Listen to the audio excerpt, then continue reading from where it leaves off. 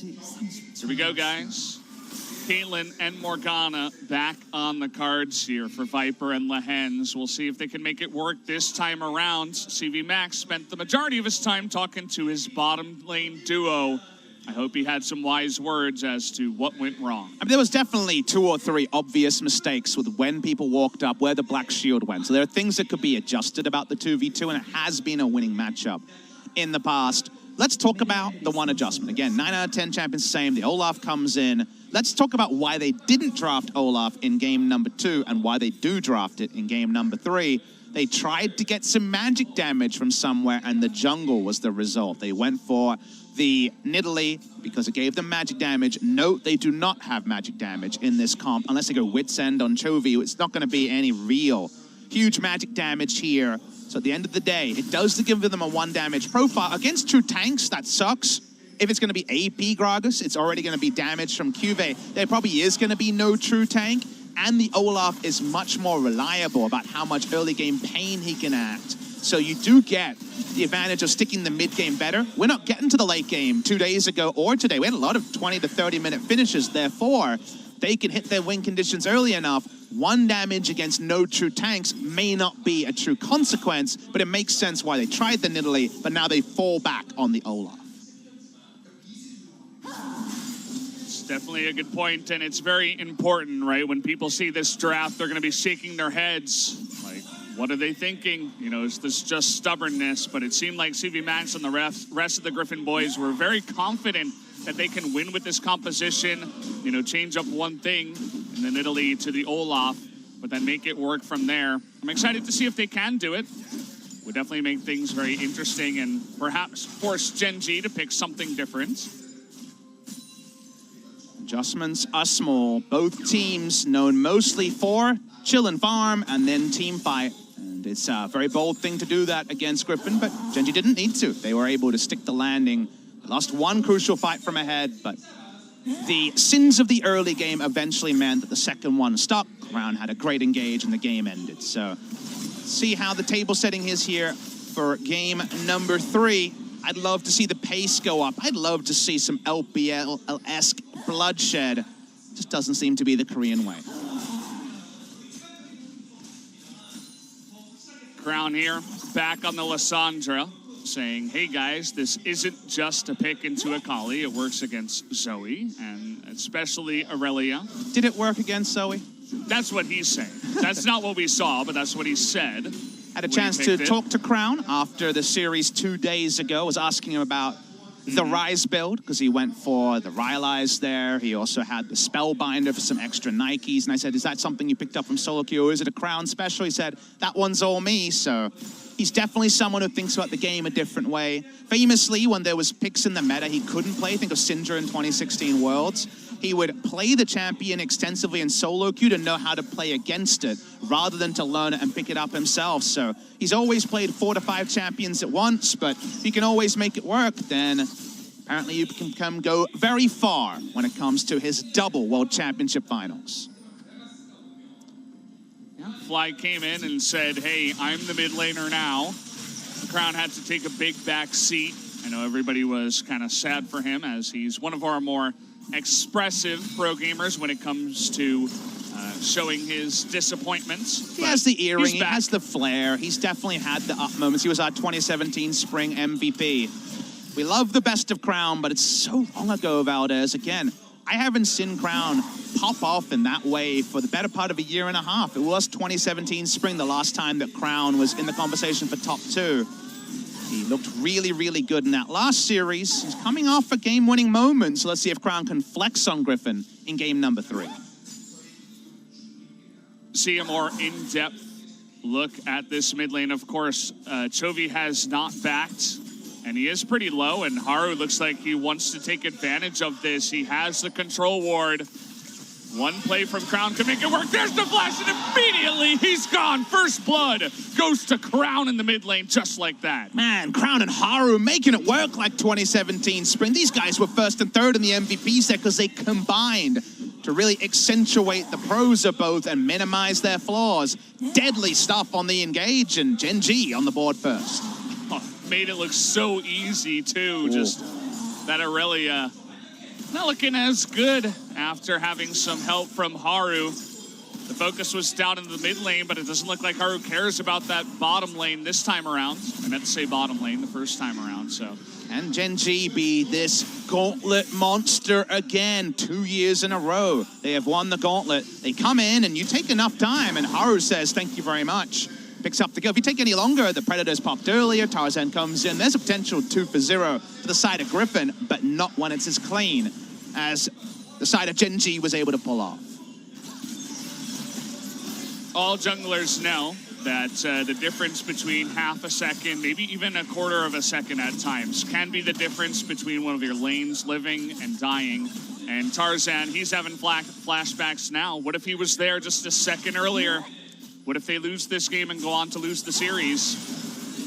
Won't be only his fault, of course. Not really his fault at that. It's, you know, a good play. Trying to go aggressive down on the bottom side. Lehens does blow the ignite, but Ruler is going to live in the end. I'll draw your attention to the CS. It has been 10 CS lead for Viper again, so the lane going well, as the on-paper matchup suggests. The jungler's here. Olaf actually cheated top side, so wasn't actually there for the gank a moment ago when that second binding hit.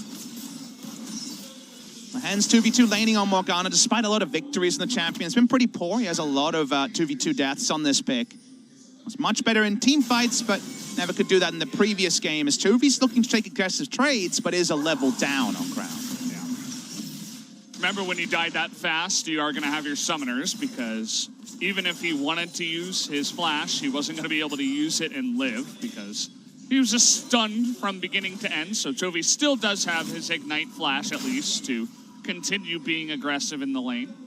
Also, I'm sure stunned when it comes to just how fast he died. You always feel a bit testy in scenarios like that, and we do know he is the youngest player active in the LCK, 17 years and 5 months of age.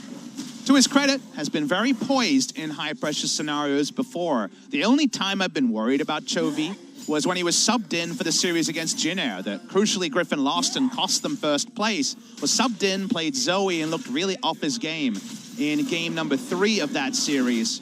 We'll see how he performs here, has mostly passed the test of playing in high pressure. But there's high pressure and there's Gauntlet Gen.G, where they rewrite their power ranking from all year and suddenly look like an immovable force. That control ward, you guys all saw it. That's going to get some significant value. Gen.G know exactly where the Olaf is. Not going to give them value right now, but we'll see how long that does stay alive, because Tarzan, he walked by it multiple times already. Hasn't thought to check that brush. And knowing where the Olaf is can mean the difference between winning a lane and losing it, getting a kill, being able to be aggressive, and having to play passively if you don't know where he is. And let's talk about another change in game state that I think is relevant to people saying, why the hell are they rolling back this draft? Might have to hold the point, as Gragas and Haru has been so deadly. We're going to see Gragas in a half a second. Here we go. Lane was pushing. This time around, Viper does have his Nikes on. Looking to turn it back. Here's Cortez getting in Featherstorm 2. Will it be enough? Yes, it is. Ruler pulls him back for the kill. Nicely done to get that just at the end. And Crown is also going to get away. Now, Tarzan's popped the Predator, but is this too little? Okay, we'll see what he can do. Only one axe to the face of Cortez, and he gets away scot-free. Even though they make the right adjustments, the kill still goes the way of Gen.G. So crucial that word, the control ward, double control ward, meant that the chance of a counter gank was nil. It's more calculated than you might expect. The blue ping shows up, little too late. It was perfectly played, but Lehens, we talked about his deaths. It's not a 2v2 death, but Morgana is so eminently squishy, and every feather needed to hit for that kill to be registered by Ruler. You definitely feel hard done by if you're Lehens. Now they're sticking around, trying to take the turret. Okay, now we get a moment to breathe, and I can talk about why you roll back this truck, because you might think, why not go for a ranged mid laner? Once again, like the Zoe, punish the Lissandra, and then you don't have to worry about this game state again. The reason you don't is because how should this draft work? We must discuss that from the side of Griffin.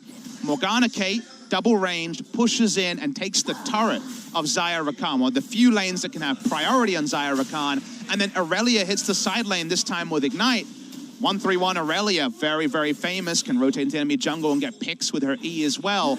And you win the game through pure 131.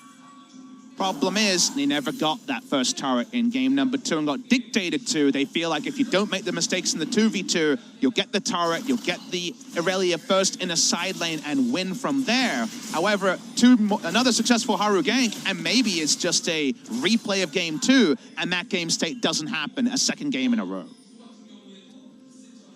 And that would raise real questions for Griffin. We'll continue saying it. How are they feeling? Finally see a stun land here from Toby. I believe that's the first one I've seen from him onto Crown. So finally making that Aurelia work. Tarzan. You'll see that both teams kind of hovering around the Ocean Drake, but nobody really putting too much pressure to take that one too early. Gen.G, by the way, I was keeping a total on the Dragon count. They're 7-0 ahead of Griffin so far. So even though Tarzan won the jungle, you could say, in game number 1, he did lose in game number 2 on the Nidalee, and he still got behind on the Dragons at least. It's not turning into Drakes, not really turning into counter jungling either. I'm sure the heat map at 15 plus minutes will once again register Olaf kind of farming and then being second to ganks. So at that point, why not Sejuani? Why not Zac? Why not something that can scale into late game a bit cleaner? How about a 12-0 Trundle? Haven't seen that in a while from Tarzan. I was actually in the taxi to the final with Max, with Atlas, and talking about the Trundle, being like, what does it mean if he doesn't play Trundle? Because he doesn't always pick it when it's up. What does it mean if he doesn't play Trundle, which is 12-0 on the season, and they lose the final? Doesn't that mean that he should have played it at some point and really risked the chance to take the game over with that pick? And it happened. He didn't play it there, and he hasn't played it so far here. He might end the season with 12-0 Trundle and not go to Worlds. So what does it mean there is something that might haunt you in the future. Yeah. And he's a pro. He's not doing it just to keep that 12-0. No. As funny as that sounds, would be a nice number to have, but if you don't make Worlds, then what does it mean? It means nothing. It means you get a really long holiday to think about what if you played Trundle that one time. Yeah, exactly. Not so bad into the Gragas. And, yeah, I'd like to see it. Maybe game 3 we'll get a chance. If they don't ban the Gragas, my mind is still lost, guys, by the way, from that pick ban. CV Max definitely stays true to himself. Again, interviews have shown that he has a very strong opinion of how he thinks the game should be played, how a team should be coached. And if they run the draft 3 times and lose 3 times, it'll make you reevaluate some of the things that look so clear when it came to praising him previously. Still, this game is far from over. It definitely isn't quite as bad an early game as it was in game number 2. Haven't lost the turret and allowed Xayah Rakan onto the map just yet. That's the kind of last straw when it comes to Griffin's early game, and the double Hex Drinker is there if they want to fight soon. Now's the time. They're not too far behind. You'll remember in game number 2, they were, okay, actually, QV looking to get aggressive on the sword. Not going to go for it, though, just winning the trade. But Gen.G were ahead about 3,000 gold at 20 minutes after a couple of crucial ganks from Haru. He did get those crucial ganks once again, but the lead is not as big. It's not an Infernal this time around as well. Kind of consistent thing, though, has been the vision advantage that Gen.G has been able to create. They've held a control ward in Caitlyn Morgana's Tri-Brush for what? The entire game? That's kind of insane, given that Kate Morgana's picked for lane and might show the lack of familiarity for Viper and Lehens on a lane like this when they have stubbornly been playing the same stuff through the course of the regular season. Just feels like Ezreal would have been the champion here a month and a half ago, and now it's the Caitlyn trying to fight the Xayah Rakan and show respect to the power of the Lovers duo. Lovers keep pushing up. Morgana has left the lane. Not going to be able to get the standing goal. We knew the turret was low, just like it was in game number 2. And actually finishing it is proving difficult for Griffin. Definitely speaks to the timing of the gank as well. You know, that turret is about to go down. The lane was just pushing up for that moment where they would begin to push into the turret. And then Gen.G just say no. You know, the perfect timing from the Haru gank is what I would call that. Now we have a 2-on-1 onto Kive up in the top side. He is going to be able to hop that wall, but there's the World Ender forced to be popped. Immediately, Sword is going to lock him down. No with counter his game own coming. ultimate. Yeah, he's pretty much dead meat here. Down he does go. Tarzan able to pick up that kill. Nice 2-to-1 gank. But of course, the bot lane of Griffin should know that the equal and opposite play will be on the bot side. They vacate already. TP into mid lane, but it still is a nice tempo play from Griffin. They gain something and they don't lose instantly. They now have time to find another advantage and push towards something on the map. They're looking to bite up as much as they can chew as well. Even thinking about this red buff here is Haru. But not too much. It's not, how about we outplay the turret dive as well? No, they give up the turret. Yeah. They will lose what was a 70% health turret, so in terms of turret leads, but double down where you're strong. Play around how your draft works rather than minimizing is the Griffin play, and they get the Rift Herald on the back end. This is a play where you say, good job, Griffin, because there was no Drake on the bot side to take, so it was always going to be a net positive for Griffin. They catch up in gold, and yeah, there's just no vision on the top side. There's even a control ward by Sword to make sure that this happens. Sword also makes sure that the well has been popped, and then Kive is just dead. It was actually smart to use the ult on the first farm. Obviously, the res was going to come, but didn't want him to open up a lot of space and then have all these areas to outplay. Just gets him close to the Olaf. They kill him. Well executed from the side of Griffin. And the moment that turrets in the side lane start to go down, the Aurelia can finally start moving is, for the first time, it is a more of Malmortius rush on the Aurelia. Okay. That's one way to survive against all the AP damage that they do have with Lissandra and Gragas. However, it makes really there only be one good lane assignment for the Aurelia. She only wants Lissandra. She's against Aatrox. She's, got nothing to fight against the Aatrox. How about a Ruby Crystal? That's what he has. And that's why you see Lissandra backing first. The lane assignment going to be much cleaner for the side of Gen.G if they can get Aatrox into the Aurelia. Right now, it's just get everyone away from the Aurelia. The duo lane would be acceptable as well. Looking at that heat map we mentioned already, Tarzan only right at the end, able to get some involvement on the top side. Those are post 15 minutes, around 16 minutes those plays were made. Next Drake will be the Cloud Drake. We'll see if Gen.G can continue their monopoly. They're 8-0 right now on the Drakes in this series. Griffin, what are they going to do in this one? Looks like actually Chovy in a bit of an awkward spot. Does have Tarzan nearby though. They're thinking about the 2v2, but how about when Cuvée steps up? Looks like Tarzan's still happy to continue on the chase, but the blasting plant is there.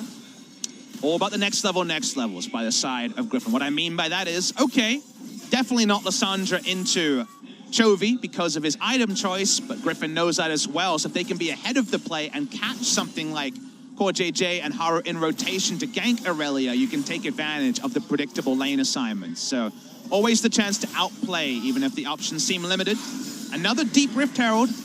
Probably not going to get too much value. Cuvée and Haru able to come up and try to fight this. As we have to zoom way out to see Crown being harassed away by Sword. The Rift Herald, when you put it that far back, it takes a while to get that charge, and it's actually not even going to get any damage. No minimum damage either, just nothing. And that means that that value you were talking about earlier, it's chunked down quite a lot. And that's the second time Airborne, the Rift Herald hasn't been able to complete the charge. Happened on the inner turret in game number 2. So Rift Herald trade in results-based fashion doesn't get anything. Brown chasing in here. Will it be 8-0 on the Drakes? It's actually going to make it 9 as they do pick that one up. And now Griffin thinking about engaging Core JJ. Oh, so close to getting caught there. It's a nice little choke for Chovy to go ham, but everybody on Gen.G is able to disengage. And a choke like that, the W from Cuvée on this Aatrox is just about as strong as can be, so it wards them away. So it means that the tempo trade earlier, in hindsight, wasn't much. Sword pushes up in a better spot against Cuvée, but what if Crown joins? Okay, he's going to be in position here, and Urgot, he's got some armor and the cleanse, actually, but will that shield be enough? No, it will not, as Cuvée and Crown get an opportunity. Gen.G reading the map really well. These piggyback ganks work well when there's no Baron threat from the enemy. Griffin were in full reset elsewhere. Everyone was picking up camps and farm. No one was pushing an objective, so it didn't matter that no teleport Crown went bot lane. He puts the claw over the wall, and if you're Sword, when you look at the minimap here, you should know, with recalls and nothing happening, the rest of your team meandering, no point to use your summoners. You're definitely dying. Nice play, Gen.G. Great timing on that one. Well done. Gets a nice amount of gold into Crown's pockets at the end of the day here. Both he and Cuvee now with a kill. That means that burst damage is going to be even more terrifying as we get later on in the game. It wasn't the Irelia with the stacking magic resist that got one shot by Lissandra. It was Caitlyn and Morgana who have no magic resist. If Crown can close the distance again, even if they're not miles ahead, he can turn a fight in their favor with that extra gold. That's why Griffin versus Gen.G to me was never as one-sided as people wanted to look at. Because we think of both these teams, the more measured team in the late game was always going to win, finding hits, but will be able to get out. On this day, it's being Gen.G. They beat them 2-0 in the second round robin. There's nothing about the innate styles that says X team counters Y. In this case, Griffin counters Gen.G. I actually think that Gen.G are very competitive against Griffin in terms of match style because they overlap a lot. And because of that, Gen.G in the clutch have just been able to eke out advantages that Griffin haven't been there to punish. It's important to note, I know a lot of people are making predictions based on Gen.G's performance up against SKT, but that's a team where you're dealing with Faker by himself trying to carry a game super hard in a different type of play style from many different lanes, so... They're getting these good lane assignments because there's no deep wards on the side of Griffin. They haven't been able to put down deep wards, so consistently it's Urgot against magic damage, it's magic resist Irelia against physical damage. And speaking of physical damage, here's Cuvee. Oh, he's going to knock up Viper before that Black Shield. They have enough damage and they take him out. Lahen's not able to help out in the end. And Viper on that long-range Caitlyn, not able to survive. This is a vision battle that is separating the two, and it's being overwhelmingly won by Gen.G. Every lane assignment they want, physical damage against more Malmortius, they're getting a gank bot side where the enemy knows nothing about the map, so can't punish, they're getting, and now they get the roam dive, flash, heal, Black Shield, doesn't matter when you have the Aatrox rolling in. They have no spoilers here. It feels like Gen.G have the map hacks and Griffin are in permanent Nocturne ultimate, and thus we can't be surprised that again and again, Gen.G are opening up a lead. It's definitely one of those Aatrox moments as well. What the hell? He just stares at him in the bush. Now he's thinking about it, but uh-oh, you're going the wrong way, kid. Flashes and misses. Is going to Frozen Tomb. Can he survive is a question. Has his Zonias, but one more axe will do it. Sword is going to be able to pick up that kill. As Crown, I don't know, buddy. Not this time. Schrodinger's bush doesn't work, but Sword might be taken down anyway. Sword alone here in the back does a nice amount of damage to CoreJJ, but he's able to hop the wall, and it is going to be a 1-for-1. But this time, they're getting something. This time, Irelia is top lane pushing. They're getting farm onto the Irelia. It's still nice to see a proactive play from Griffin, because if you want to summarize these two games, Game 2 and Game 3, to the most kind of cynical negative, it's let's draft Caitlyn Morgana, lose the map, and thus do nothing. That's kind of what's happened around the proactivity on the side of Griffin. So it's nice to see them make proactive moves with the Irelia on the top side, but largely around Urgot, just playing the brush camp strategy that does largely work out for Griffin. Gets caught out in the end, as we did all see. Tarzan and the Hens not going to help him out with that one. Nearly got a kill on the backside. Credit to him. Sword looking pretty good on the Urgot. We weren't sure, as Chovy played it in the finals, but Sword says, hey, I can play 3 games of it if Gen.G let me. That's been the way it's been going so far. Moments like that do herald the increased likelihood of the epic 5-man fight. The epic 5v5 is what we've been looking forward to. That hasn't really happened this series, but we know can happen based on the history of both this matchup and the individual teams. No big gold lead, 2,300 at 24 minutes. Decent for Gen.G, but not a game breaker. Sword chasing, he's got some magic resist now, so there's definitely more than a hope in this 1v1. Grant, it looks like he doesn't have that glacial path right now. He's going to have to Frozen Tomb just to try to survive the rest of the team coming on in, but they'd rather disengage at this point. So nice little catch there by the Urgot. Nothing blown by Crown in the end. That means that things need to change as time goes on. When the magic resist item is complete, suddenly Lissandra isn't a good matchup. Into the Urgot, getting that confirmation. Didn't mention this earlier, but it is Predator Gragas this time, and the Electrocute dropped in this matchup to try to make plays where the Olaf is not, rather than any hope of winning the skirmish. Olaf will always win that one. Chovy finally in a side lane. Never got to play this in game number 2 because the map was really killed earlier. And I see you smiling because I think we're getting to double digits with these Drakes. We are, but let's take a look at this. Chovy going 1v1 against an Aatrox. That's some fancy moves, actually. Trying to get away from this one. He's going to be able to block that. Does have the blasting plant, but he's got the rest of Gen.G on the other side anyway. So Chovy getting a little bit too frisky there. And yeah, definitely feeling like a bit of a play-by-play stats guy as I'm counting them up. Gen.G 10-0 on Drakes over Griffin tonight. Pretty good scoreline, and let's see if they even get on the board in this series. Outside chance they don't. Likelihood still is they'll pick up a Drake somewhere, but for now, not being possible. Urgot pushing during all of that, but won't get an inner turret, and there will be an outer turret going down for Gen.G. Third of the outer ring is down. Only mid lane outer turret for Gen.G is alive. Griffin will hope that these deaths that take a lot of time and don't lead to huge central further objectives will mean 3-4 items start to hit on their carries. But to what end is still something we're not sure of. I think the Aurelian really needs to put her carry pants on in a team fight to get Griffin over the line. Yeah, not the best look, though, so far from Chovy. Gets caught. He's now at 0-2. Just finished his Trinity Force after the Maw Malmortius is beginning to get some damage, but now you're looking at a Gragas that has a bunch of tanky stats, a stopwatch, Ninja Tabi, Knight's Vow on top of that, Zhonya's for the Lissandra. And how about a catch onto Tarzan? He is Olaf, so the best they can do is just get his ultimate away.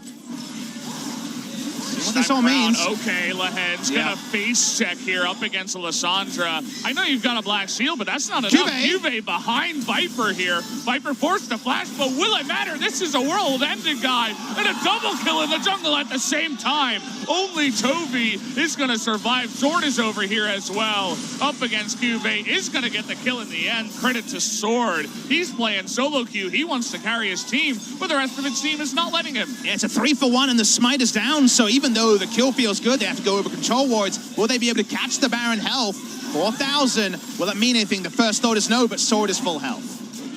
Sword full health, the missing stun also means that is going to be Baron going over to Gen.G. They are running away with this one now, 5,000 gold ahead. Love the flank coming through from Cuvée. These summoners mean nothing to the Aatrox. They get the ult out of Olaf, and that's a pretty big thing when it comes to a Baron fight. Oh, this is just Crown being so smart. He is smart. He knows someone is camping that brush. And Aatrox was out of vision at the start. And by the time Viper puts 2 and 2 together, turns out 2 and 2 is 4. It's not 5. Look at the last bit of damage. It's 730. The attack move actually attacked the turret. But when he finally got an auto onto the enemy, 730 damage. Perfect execution. He goes down. And the Baron is the reward for Gen.G. That's when the Aatrox feels really strong. That's the Aatrox you know from solo queue as well, who gets really far ahead and dunks your team by himself. And yeah, I mean, Crown, I love what he did. He scanned the ward, the control ward, knew it was a control ward, waited nearby because he knew that Griffin would feel comfortable because they have vision there, waited until someone stepped up, had the timing perfectly, and was able to shut down the Hens once again, who is not having the greatest game on Morgana 2 games in a row. I would love to see something different outside of the Cape Morgana once again, but those early gangs from Haru, it kind of just feels like Gen.G are outplaying them twice in a row. We were worried that we would see this particular Griffin in playoffs. Think back to the Africa series, we said, this team's been stubborn. Will they just repeat their mistakes rather than varying things up like they did in the regular season? The answer was no, you would say, for both that match and the LCK Grand Final. But this, again, is the side you worried about. This is kind of the rookie jitters you wondered about when it comes to Griffin, because they can be stubborn, and their stubbornness so far is getting Gen.G a big lead as Crown and Sword start trading. That is the ult down from Crown. Here's the follow-up engage. That damage coming in from the Gragas. Sword's got his own stopwatch. Cast on a Toby. He's going to get into that backline, though. A double stun. Toby going 1v3 right now. There's Crown with his own zone. Yes, but he's going to go down anyway. Lahen's creating some room. Cube finally joining into the fight. Can he do the same 1v4? Is going to be able to take out Sword, but the rest of his World Ender is going to go down. Toby still alive somehow, some way at the end of this fight, and Viper quietly doing damage, is going to snipe one more. Toby finally goes down, and Viper is going to disappear as well as Ruler. He is just way too far ahead in this one. Gets a double kill. There's the ace, and Gen.G win in the end. Big difference in AD carry in that fight. Problem there is the Caitlyn. It looks so off-center for Viper for a series that he's playing at. Ruler could dip around, get nice burst in. Instead, didn't really see much value from Viper on the back end. Beautiful flank to assassinate the enemy AD carry. Just watched between the two AD carries. So much else is happening, but unfortunately, I really felt the difference there was what separated the fighters. Picture in picture, we see the inhibitor does go down. So Ruler comes in late, he's on a ward, but consider Viper does have 3.5 items, so you want to see stuff out of Caitlyn, but count the autos here. Couple onto Ruler, those feel good, but while other people are diving, he's using Piltover Peacemaker, he's getting auto onto the cannon minion. He gets so little damage down in this fight. Meanwhile, because of the nature of Xayah with the Knight's Vow and all the other buffs onto him, he's able to cheat around and make actual impactful plays, and that to me separates Gen.G and Griffin. It's really nicely played. Look at that. Yeah. Filtering the queue there. The feathers were really beautiful. And unfortunately, that means inhibitor down. And now we're one team fight, maybe even a couple picks away from the first match point of the series going the way of Gen.G.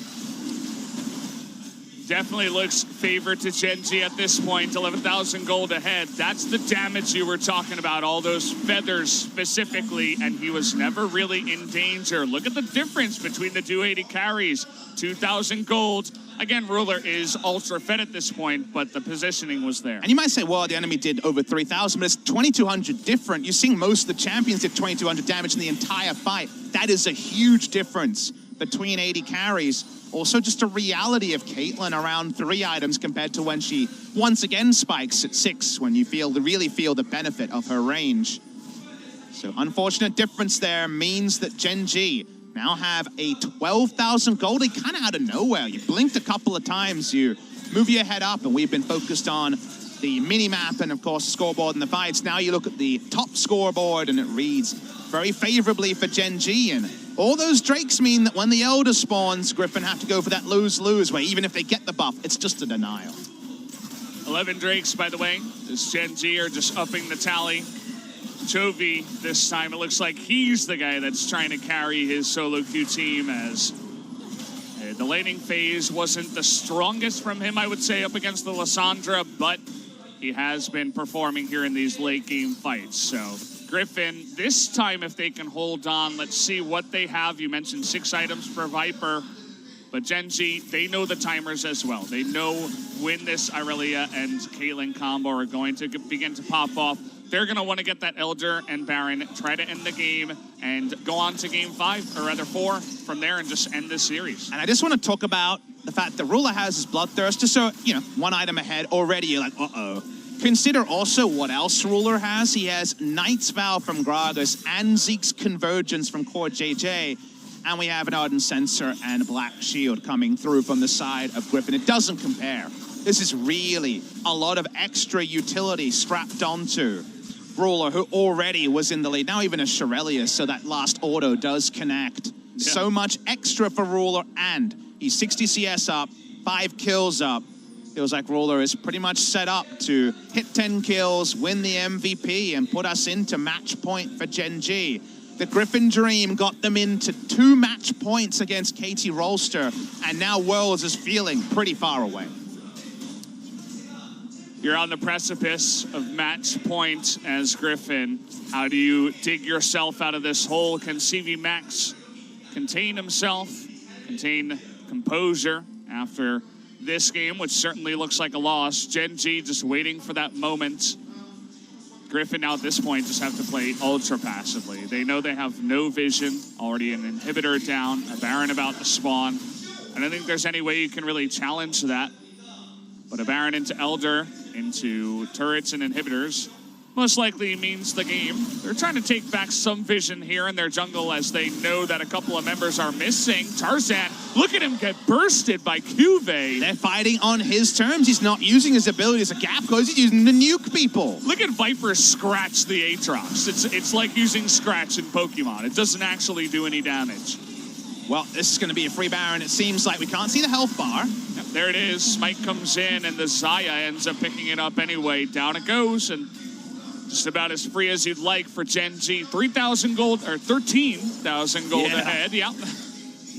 Corrected myself real quick on that one, as 3 just did not sound right for this game state. Gen.G walks up, a cask, a glacial path that will zone, and Ruler will do the rest. Look at that overshield. He is already super tanky. That's 2,800 effective health, and then he gets a battle dance. It's about 3,000 health onto Ruler. He walks up. See your turret? You won't anymore. It's going down. And Griffin, when do you go for the last stand? Where is your Alamo? I'd say probably Nexus turrets. You do have this Caitlyn. You just have to stand back and try not to die. Gen.G themselves, they're going to take it slowly, go from inhibitor to inhibitor after getting this Baron. Sword on the right side, looking for a flank. Honestly, you would need to kill Ruler to win a fight. Also, it's an Urgot flank, so not really too much to say there. Yeah. They're just trying to be creative. They know if it's standard, how can Gen.G lose? Everything's set up for them. Jovi struggling to go 1v1, and immediately the feathers start flying, and both Tarzan and Lehens realize, okay, we can't fight this guy right now. It's going to be the third inhibitor going over to the side of Gen.G as they're looking to potentially end the game in this one. Gonna take it slow. There's the stun. They're actually gonna catch Urgot in the back line, and down he will go through that stone plate. So much damage coming out. Toby, though, he's gonna be able to take him out. Lehens takes down Haru, gets that kill. The rest of Griffin, though, is on the run and super low. Viper getting critted in the face, and Gen.G looking to push here. The Xayah just critting down the Hens as well. The feathers, they're still flying. They still want to win that game. Crowd looking for that one moment once again.